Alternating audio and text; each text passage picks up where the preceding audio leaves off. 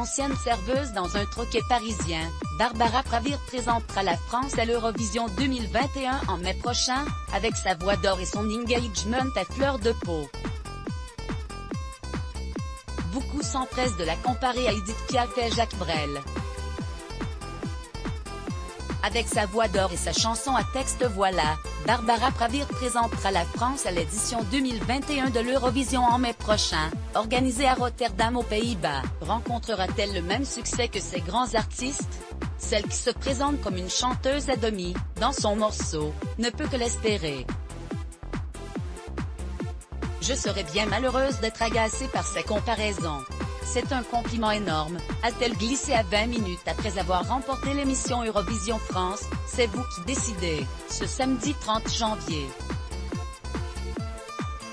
D'autant que l'artiste de 27 ans a particulièrement hésité avant de se lancer dans la sélection pour l'Eurovision. Elle avait la trouille, grave, comme le rapportent nos confrères. Barbara Pravi n'a jamais osé se jeter sous le feu des projecteurs. Si la production de The Voice l'a plusieurs fois sollicitée, elle n'a jamais répondu favorablement à leurs propositions. J'étais tellement consciente des enjeux, de ce que ça représente, de la médiatisation, avait-elle expliqué au journal le 19 janvier dernier. Il faut dire qu'il y a quelques années, Barbara Pravi vivait dans l'ombre et travaillait comme serveuse dans un troquet parisien. J'ai dépensé mes premiers salaires pour produire le clip d'une chanson que j'ai réalisée avec mes potes de café. La maison de disques Capitol l'a repérée en 2015. Depuis, tout cet ange est né.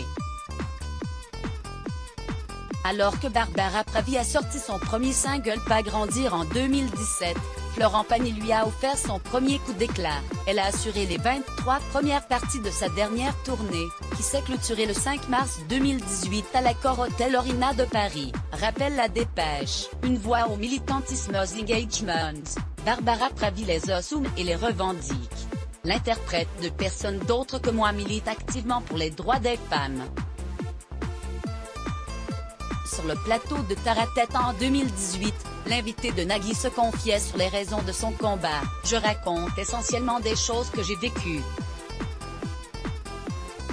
Le mal amour, note de la rédaction, un de ces morceaux, raconte une histoire que j'ai vécue puisque je me suis fait taper par mon copain quand j'étais plus jeune.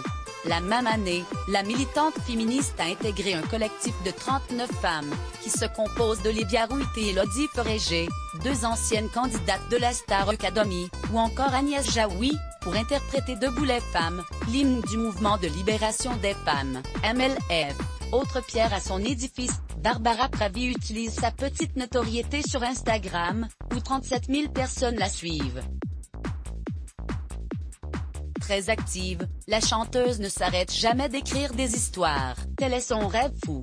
Article écrit avec la collaboration de l'agence 6 Medias Crédit Photo, capture d'écran France 2 Let's Block ADS. Why?